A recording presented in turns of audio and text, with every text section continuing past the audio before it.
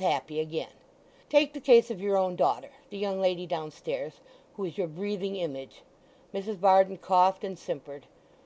"There is a young man, I am sorry to say a dissolute fellow of very indifferent character, of whom I have heard Ned speak. Bullet, was it? Pullet? Mullet?" "There is a young man of the name of Joseph Willet, sir," said Mrs. Varden, folding her hands loftily. "That's he!" cried Mr. Chester.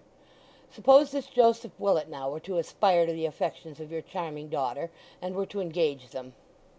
"It would be like his impudence," interposed Mrs. Varden, bridling, "to dare to think of such a thing." "My dear madam, that's the whole case. I know it would be like his impudence. It is like Ned's impudence to do as he has done.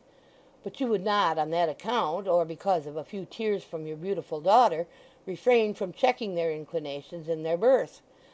I meant to have reasoned thus with your husband when I saw him at Mrs. Rudge's this evening."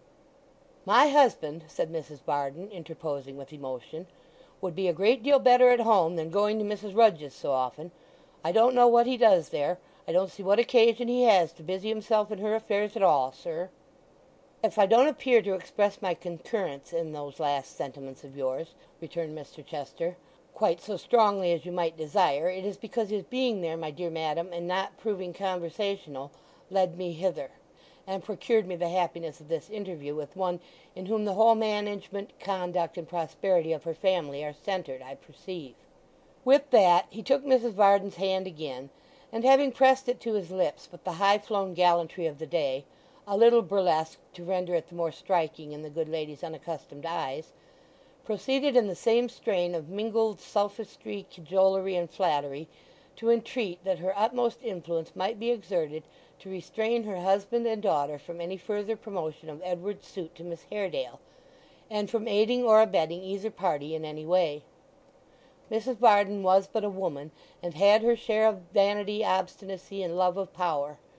She entered into a secret treaty of alliance, offensive and defensive, with her insinuating visitor, and really did believe, as many others would have done who saw and heard him, that in so doing she furthered the ends of truth, justice, and morality in a very uncommon degree.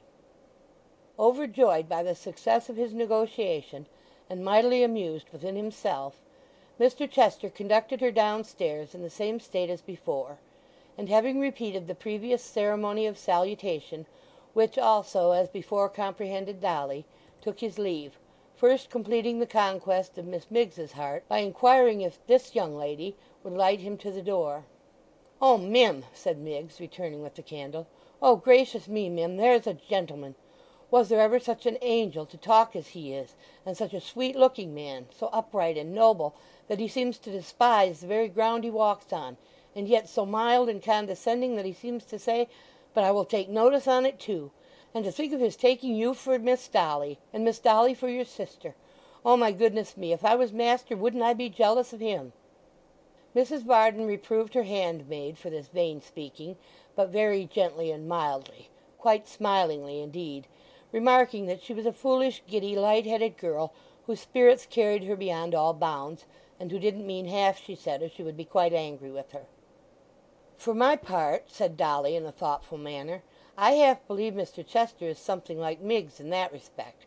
For all his politeness and pleasant speaking, I am pretty sure he was making game of us more than once." "If you venture to say such a thing again, and to speak ill of people behind their backs in my presence, miss," said Mrs. Varden, "I shall insist upon your taking a candle and going to bed directly. How dare you, Dolly? I'm astonished at you. The rudeness of your whole behaviour this evening has been disgraceful. Did anybody ever hear," cried the enraged matron, bursting into tears, "of a daughter telling her own mother she has been made game of?" What a very uncertain temper Mrs. Varden's was. Chapter 27. Read by Deborah Lynn.